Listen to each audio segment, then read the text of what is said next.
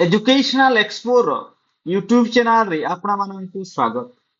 आजिकार video रे आमे कथा हेबा जो ओएसएस टीईटी 2026 रो नोटिफिकेशन आसीची। ए जो ओएसएस टीईटी एग्जाम आपण केमिति जो फास्ट अटेम्प्ट रे ही क्वालिफाई करिवे तार आमे स्मार्ट स्ट्रेटेजी विषय रे आलोचना करिबा। एठी आपण माने देखि पारतो जो फर्स्ट पॉइंट टी रहुची अंडरस्टैंड द एग्जाम पैटर्न। जो ओएसएस टीईटी रो जो एग्जाम पैटर्न टी रहुची ताकू प्रथमे जो एस्पिरेंट मान रहुचंती तांकू बुझिबाकू पड़िबो। जेमिति एठी लेखा आइची नो द सिलेबस आपण मानकू आपणको रेस्पेक्टिव सब्जेक्ट रो जो माने आर्ट्स रो छंती आर्ट्स रो जो माने पीसीएम रो जो माने सीबीजेड रो पिला सीबीजेड रो तांकू जो सिलेबस को जानिबाकू पड़िबो। ता सहित जो मार्किंग स्कीम केते मार्क रहुची को पोर्शन रु केते मार्क आसुची नेगेटिव मार्किंग जदि अछि ताकू मते देखा पड़िबो। ता सहित देखंतु identify the high weightage topics को टॉपिक रो अधिक क्वेश्चन आसुची ताकू मध्य स्टडी କରିବାକୁ ପଡିବ। ଯେମିତି ଆପଣ ମାନେ ଜାଣିଥିବେ ଏଇ ଯୋଉ ଓଏସଏସ୍ ଟିଟି ରେ ଆପଣ ମାନଙ୍କର ମାଇନସ ମାର୍କିଂ ନାହିଁ ତ ଯୋଉ 150 ଆପଣ ମାନଙ୍କର ଯୋଉ ଏମସିକ୍ୟୁ ଆସୁଛି ଆପଣ ଏଇ ଯୋଉ 150 ପୁରା ଆଟେମ୍ପ କରିବେ କାରଣ ଆପଣଙ୍କର ମାଇନସ ମାର୍କିଂ ନାହିଁ। ତା ସହିତ ଯଦି ଆମେ ଦେଖିବା ଏଠି ଯୋଉ ଯୋଉ ସବଜେକ୍ଟ ୱାଇଜ ଯୋଉ ମାର୍କ ଡିଷ୍ଟ୍ରିବ୍ୟୁସନ ରହୁଛି ଆପଣ ମାନେ ଏଠି ଦେଖି ପାରୁଥିବେ ଯୋଉ ଚାରୋଟି କ୍ୟାଟେଗୋରୀରେ ଯୋଉ ଭାଗ କରାଯାଇଛି ଯେମିତି ପେପର ଯୋଉ 1 ରେ ରହୁଛି ଆପଣ ମାନଙ୍କର ସେକ୍ସନ ଯୋଉ ଯେମିତି କି ଆପଣ ମାନଙ୍କର ଯୋଉ ଇଂଲିଶ ଆଉ ଯୋଉ ଓଡିଆ ରହୁଛି ଏ ଆପଣ ମାନଙ୍କର ଯୋଉ କମ୍ପଲସରି ପେପର ଟି ରହୁଛି ତା ସହିତ ଦେଖନ୍ତୁ ଏଠି ଯୋଉ ଟିଜିଟି ଆର୍ଟ୍ସ ପିଲାମାନଙ୍କର ତାଙ୍କର ଯୋଉ ରେସ୍ପେକ୍ଟିଭ ସବଜେକ୍ଟ ରୁ 60 ମାର୍କ ରହୁଛି ଯୋଉଟା କି ଏଗେନ୍ ଯୋଉ ଓଡିଆ ଇଂଲିଶ 15 ମାର୍କ ରହୁଛି। ସେହିପରି ପିସିଏମ୍ ପିଲାମାନଙ୍କ ପାଇଁ ମ୍ୟାଥମେଟିକ୍ସ ଫିଜିକ୍ସ କେମିଷ୍ଟ୍ରି ତାର 60 ମାର୍କ ରହୁଛି। ସିବିଜେ ମାନଙ୍କ ପାଇଁ କେମିଷ୍ଟ୍ରି ବୋଟନି ଜୁଲୋଜି 60 ମାର୍କ ରହୁଛି। ସେହିପରି ସଂସ୍କୃତ ହିନ୍ଦୀ ତେଲୁଗୁ ଉର୍ଦୁ ତାଙ୍କର ରେସ୍ପେକ୍ଟିଭ ସବଜେକ୍ଟ ରୁ 60 ମାର୍କ ରହୁଛି। ଆଉ ଯୋଉ child development pedagogy school management evaluation या 50 मार्क्स रहुची तो टोटल आपण मानकर 150 मार्क्स रहुची। तापर जदि हमें एठी जो नेक्स्ट जो पॉइंट टी को देखिबा जो सेकंड पॉइंट टी रहुची understand the subject wise mark distribution prioritise topics carrying more marks allocate story time based on weightage.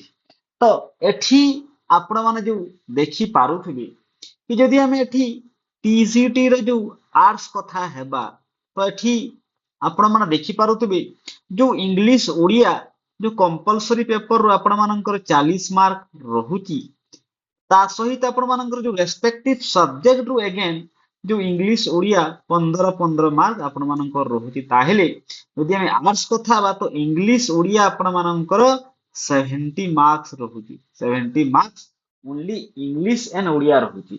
ता सहित आपण मानकर जो पेडागोजी जो रहुची 50 मार्क्स तो आपण मानकर जो 120 marks only English and pedagogy रहिला। बाकी जो 30 मार्क्स रहिला जेमिति आपण मानकर हिस्ट्री एंड पॉलिटिकल साइंस रे 15 मार्क्स ज्योग्राफी एंड इकोनॉमिक्स रे 15 मार्क्स टोटल 30 मार्क्स आपण मानकर रहिबो। ताहेले आपण मान को पेपर को ज्यादा वेटेज देबे आपण माने निजर जो इंग्लिश ओडिया सहित पेडागोजी को ज्यादा वेटेज दियंतु। सही पर जो माने पीसीएम पिला रहउचंती सीबीजेड पिला रहउचंती से माने तांकर जो रेस्पेक्टिव सब्जेक्ट 60 मार्क प्लस जो पेडागोजी पेपर को से माने इंपोर्टेंट देबा कथा। सेही परी जो हिंदी संस्कृत पिला माने रहिले से माने निजर सब्जेक्ट प्लस पेडागोजी को इंपोर्टेंट देबा कथा।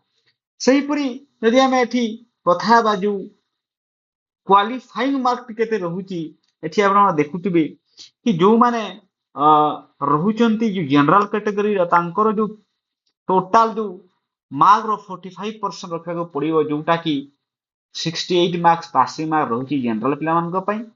सही पर जो माने रहुचंती एसटी एससी एससीबीसी पीएस तांकर रहुची 35% जोटा कि आउट ऑफ 150 मार्क्स से मानक 53 मार्क्स रखबा को पड़िबो तो बहुत कम मार्क अछि कट ऑफ टी। यदि हमें नेक्स्ट देखिबा जो पॉइंट टी तो थर्ड पॉइंट रहउची बिल्ड स्ट्रांग कांसेप्ट। जो जिनिस आपण माने पढिबे ताको आपण माने भलो भाबरे बुझंतु कौन लिखा है कि focus on fundamentals rather than memorisation. तो आपण जो जिनिस पढ़ुचंती तार जो बेसिक क्लियर हुंतु एमिति आपण जदि मेमोराइज करिवे ओनली जो मगअप करिवे जो घोषिकी पढ़िवे ताहेले ताहा मे भी आपण ପାଇଁ ସଫିସିଏଣ୍ଟ ହେଇପାରିବ ନାହିଁ। ଆପଣ ତାକୁ ଭୁଲି ଯାଇ ପାରନ୍ତି। ଏକ୍ସାମ ରେ ଆପଣ ସେ କ୍ୱେଶ୍ଚନ ମାନେ ଯୋଉ ଆସିବ ତାକୁ ଆଟେମ୍ପ ମଧ୍ୟ କରିବାରେ ବିଫଳ ହେବେ। ତ ଆପଣ ଫଣ୍ଡାମେଣ୍ଟାଲ କ୍ଲିୟର ହୁଅନ୍ତୁ। ତ କ୍ଲିୟର ବେସିକ୍ସ ଇନ୍ ପେଡାଗୋଜି ଯୋଉ ରହୁଛି ତା କ୍ଲିୟର ହୁଅନ୍ତୁ, ଗ୍ରାମାର କ୍ଲିୟର ରୁହନ୍ତୁ, ସବଜେକ୍ଟ କଣ୍ଟେଣ୍ଟ ଆପଣ ମାନଙ୍କ ଭଲ ଭାବରେ ବୁଝନ୍ତୁ।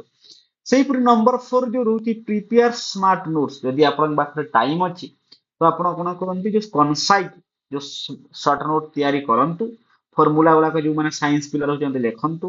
ଗ୍ରାମାର ରୁଲ୍ସ ଗୁଡାକ ଯୋଉ ଆର୍ଟସ ପିଲାମାନଙ୍କ ପାଇଁ ଆପ୍ଲିକେବୁଲ, ସାଇନ୍ସ ପିଲାମାନଙ୍କ ପାଇଁ ମଧ୍ୟ ଆପ୍ଲିକେବୁଲ। ଆଉ ୱାନ୍ ଲାଇନର୍ସ ଗ୍ରାମାର ଗୁଡାକ ଆପଣ ବନାନ୍ତୁ। ସେହିପରି ଏଇ ଯୋଉ ଚ୍ୟାପ୍ଟର ଗୁଡାକୁ ଆପଣ ରିଭାଇଜ କରନ୍ତୁ ରେଗୁଲାରଲି। ତାପରେ ଯଦି ଆମେ ଦେଖିବା ଏଠି ନମ୍ବର 5 ରିଭାଇଜ ରେଗୁଲାରଲି। ତ ଆପଣ ମାନେ ଜାଣିଥିବେ କୌଣସି ଜିନିଷ ଆମେ ପଢୁଛେ ତାପରେ ଆମେ କେତେ ଦୂର ପର୍ଯ୍ୟନ୍ତ ସେଇ ଜିନିଷକୁ ଗ୍ରାସ୍ପ କରିପାରିଲା, କେତେ ଦୂର ପର୍ଯ୍ୟନ୍ତ ଆମେ ଜାଣିଛେ ଆପଣ ରିଭାଇଜ କରିବେ। ରିଭାଇଜ କଲା ପରେ ଯୋଉ ଆଟେମ୍ପ୍ଟ କରିବେ ଆପଣ ଜାଣିପାରିବେ କି ଆପଣ କେତେ ଦୂର ପର୍ଯ୍ୟନ୍ତ ସେ ଜିନିଷ ଜାଣିଛନ୍ତି। ତ ଆପଣ ଯୋଉ ଟପିକ ଗୁଡାକୁ ବାରମ୍ବାର ରିଭାଇଜ କରନ୍ତୁ। ରିଭିଜନ କଲେ ରିଭାଇଜ କଲେ ଆପଣ ମାନଙ୍କୁ ସେଇ ଜିନିଷ ଅଧିକ ମନେ ରହିବ। ତାପରେ ନମ୍ବର 6 ଯଦି ଆମେ ଦେଖିବା ସଲ୍ଭ ପ୍ରିଭିୟସ ଇୟର ପେପର୍ସ। ଏହା ଇମ୍ପୋର୍ଟାଣ୍ଟ। ଆପଣ ପ୍ରିଭିୟସ ଇୟର ର ପେପର ଗୁଡାକୁ ସଲ୍ଭ କରନ୍ତୁ। ଆପଣ ଜାଣିପାରିବେ କି ଯୋଉ କ୍ୱେଶ୍ଚନ ଗୁଡାକ କୋଉ ପୋର୍ସନ ରୁ ଅଧିକ ଆସୁଛି। ତ ଏଠି କଣ ଲେଖା ହେଇଛି practice at least last 5 to 10 years paper, identify repeated questions and important topics। ଯୋଉ କୋଉ ଟପିକ୍ସ ରୁ କୋଉ ପୋର୍ସନ ରୁ କ୍ୱେଶ୍ଚନ ଆସୁଛି ଆପଣ ମାନେ ଜାଣିପାରିବେ। ତାପରେ ଦେଖନ୍ତୁ ମକ୍ ଟେଷ୍ଟ। ଏଇ ଯୋଉ ଆପଣ ମକ୍ ଟେଷ୍ଟ କରିବେ ଆପଣ ମାନେ ଜାଣିପାରିବେ ଆପଣ ମାନେ କେତେ ମାର୍କ ରଖିପାରିବେ। ଆପଣ ମାନେ ସେଇ ଯୋଉ ଅଢ଼େଇ ଘଣ୍ଟାରେ କେତେ ଆଟେମ୍ପ୍ଟ କରି ପାରୁଛନ୍ତି। ତା ସହିତ ଆପଣଙ୍କୁ ଗୋଟେ ବେସିକ ଆଇଡିଆ ଆସିଯିବ କି ଆପଣ କେତେ ମାର୍କ ପର୍ଯ୍ୟନ୍ତ ଆଣିପାରିବେ ଆଉ କୋଉ ପୋର୍ସନ ରେ ଆପଣ ମାନେ ଡିଫିକଲ୍ଟ ଫେସ୍ କରୁଛନ୍ତି ତାହା ମଧ୍ୟ ଆପଣ ଜାଣିପାରିବେ। ତ କଣ ଲେଖା ହେଇଛି attempt full length mock test under exam condition, improve speed, accuracy and time management. ଯୋଉଟା କି ଆପଣଙ୍କର ଟାଇମ ମ୍ୟାନେଜମେଣ୍ଟ ହେବ, ଇମ୍ପ୍ରୁଭ ହେବ ସ୍ପିଡ ଆଉ ଏକୁରେସି ମଧ୍ୟ ରହିବ। ସେଇପରି ଆମେ ଯଦି 8 ନମ୍ବର ଦେଖିବା ଆନାଲାଇଜ ୟୁର ମିଷ୍ଟେକ୍। ଆପଣ ଯୋଉ ମକ୍ ଟେଷ୍ଟ ଦେଲା ପରେ ଜାଣିପାରିବେ ଆପଣ କୋଉ ଜାଗାରେ ଭୁଲ କରୁଛନ୍ତି। ତ don't just attempt test, review your mistake. ଆପଣ କୋଉ ଜାଗାରେ ମିଷ୍ଟେକ୍ କରୁଛନ୍ତି ଜାଣନ୍ତୁ। Maintain an error notebook and revise it frequently. ଆପଣ ତାକୁ ରିଭାଇଜ କରନ୍ତୁ frequently. Practise time management, divide your exam time wisely, avoid spending too long on difficult question. ତ ଆପଣ ମାନେ ଜାଣିଥିବେ ଆପଣଙ୍କ ପାଖରେ 150 କ୍ୱେଶ୍ଚନ ରହିବ। ଆପଣ ମାନଙ୍କର ଟାଇମ ହେଲା 2.30 hours। ଆପଣ ମାନଙ୍କର ଯୋଉ ଅଢ଼େଇ ଘଣ୍ଟା ଟାଇମ ରେ ଆପଣ ୟାକୁ କରିବେ। ତା ଅର୍ଥ ଆପଣ ମାନଙ୍କ ଗୋଟିଏ କ୍ୱେଶ୍ଚନ କୁ ଗୋଟିଏ ମିନିଟ ରହିଲା। ତ ଆପଣ କେମିତି ଯୋଉ କ୍ୱେଶ୍ଚନ ଡିଫିକଲ୍ଟ ରହିବ ତାକୁ ଆପଣ ଛାଡ଼ିଦେବେ, ପଛ କରିବେ। ଯୋଉଗୁଡାକ ଇଜି ଆପଣ ତାକୁ ଜଲ୍ଦି ପାରୁଛନ୍ତି କରିବେ। ସେଇପରି ଷ୍ଟେ ଯୋଉ ନମ୍ବର 10 ରହିଲା ଷ୍ଟେ କନସିଷ୍ଟେଣ୍ଟ। ତ ଆପଣ ସବୁଦିନ ମାନେ ଏଇ ପଢନ୍ତୁ, ପ୍ରାକ୍ଟିସ କରନ୍ତୁ। ଆଜି ଆପଣ 10 ଘଣ୍ଟା ପଢିଲେ କାଲି 2 ଘଣ୍ଟା ପଢିବେ ତ କନସିଷ୍ଟେନ୍ସି ରହୁନାହିଁ। ଆପଣ ଯୋଉ ପ୍ରିପାରେସନ ଯୋଉ କନସିଷ୍ଟେନ୍ସିଟା ବଜାୟ ରଖନ୍ତୁ। ସବୁଦିନ ପାଠ ପଢନ୍ତୁ, ପ୍ରାକ୍ଟିସ କରନ୍ତୁ। ତାପରେ ଆଉ ଗୋଟେ ଆପଣଙ୍କ ପାଇଁ ଏଠି ଗୋଟେ ପ୍ଲସ୍ ପଏଣ୍ଟ ରହୁଛି। ଯୋଉ ଓଏସଏସଟି ଆପଣ ପ୍ରିପାରେସନ କରୁଛନ୍ତି ତାହା ଆପଣଙ୍କୁ ଡାଇରେକ୍ଟଲି ହେଲ୍ପ କରିବ ଯୋଉ ଏସଏସବି, ଟିଜିଟି, ଆରଏସଟି, ଜେଟି ରେ ଯୋଉ ନୋଟିଫିକେସନ ଆସିବାକୁ ଯାଉଛି ଆପଣ ମାନଙ୍କୁ ଅଲମୋଷ୍ଟ ଏହାର ଯୋଉ ଅଧିକ ପୋର୍ସନ ଆପଣ ସେଇ ଏକ୍ସାମ ର ସିଲାବସ ରେ ମଧ୍ୟ ପାଇବେ। ଯେମିତି କି ଆର୍ଟସ ପିଲାଙ୍କ ପାଇଁ ଓଡିଆ, ଇଂଲିଶ, ଯୋଉ ହିଷ୍ଟ୍ରି, ଜିଓଗ୍ରାଫି ଯୋଉ ଜିନିଷ ଗୁଡାକ ସେମାନେ ଓଏସଏସଟି ପାଇଁ ପଢୁଛନ୍ତି ସେଇ ସେମ ଜିନିଷ ସେଇ ଯୋଉ ରିକ୍ରୁଟମେଣ୍ଟ ଟାଇମରେ ଯୋଉ ଟିଚିଂ ରିକ୍ରୁଟମେଣ୍ଟ ଆଡଭର୍ଟାଇଜମେଣ୍ଟ ମଧ୍ୟ ସେଇ ସେମ ଜିନିଷ ରହିବ। ତ ଆପଣଙ୍କୁ ତାହା ଡାଇରେକ୍ଟଲି ହେଲ୍ପ କରୁଛି ଯୋଉ ନେକ୍ସଟ ଟିଚିଂ ରିକ୍ରୁଟମେଣ୍ଟ ଯଦି ଆପଣ ଏଲିଜିବଲ ହଉଛନ୍ତି, ଯଦି ଏକ୍ସାମ ଦଉଛନ୍ତି ତାହେଲେ ଏଇ ଯୋଉ ଓଏସଏସଟି ର ପ୍ରିପାରେସନଟା ଆପଣମାନଙ୍କୁ ସେଠି ମଧ୍ୟ ହେଲ୍ପ କରିବ। ତ ଯୋଉ ଫର୍ମୁଲାଟି ଦେଖିବା ଏଇ ଲାଷ୍ଟକୁ ତ କଣ କନସେପ୍ଟ କ୍ଲିୟର ରୁହନ୍ତୁ, ନୋଟ ବନାନ୍ତୁ, ରିଭିଜନ କରନ୍ତୁ, ପ୍ରିଭିୟସ ପେପରକୁ ପ୍ରାକ୍ଟିସ କରନ୍ତୁ, ମକ୍ ଟେଷ୍ଟ ଦିଅନ୍ତୁ। ଆପଣଙ୍କର କୋଉଠି भूल रोचे एरर करेक्शन करंतु तापर आपण मानकर सिलेक्शन हो जीवो। तो ये जो सिलेक्शन आपण मानकर रहिला जो 68 फॉर जनरल कैटेगरी पिला बहुत कष्ट नुहे इजी। जो माने 53 रखुचंती से माने हेले एससी बीसी आपण मानकर एसटी एससी और पीए जो फिजिकल हैंडिकैप पिला वाला पाई 53 मार्क्स आपनकर माइनस मार्किंग मध्ये नाही आपण माने इजीली क्वालिफाई करि पारिबे। ओनली जो माने आर्ट्स अछंती से माने पेडागोजी प्लस इंग्लिश उड़िया को अधिक प्राधान्य दियंतु। बाकी जो पिला गुडा करूचंती निजर सब्जेक्ट पेडागोजी प्लस जो आपण मानकर रहुची चाइल्ड जो सब्जेक्ट कॉम्बिनेशन सब्जेक्ट पेपर को मध्ये आपण माने ध्यान दियंतु। तो यह थिला संपूर्ण वीडियो आहुरी एमिति के वीडियो देखा पई आपण एजुकेशनल एक्सप्लोर यूट्यूब चैनल को लाइक एंड सब्सक्राइब कर दियंतु। थैंक यू धन्यवाद।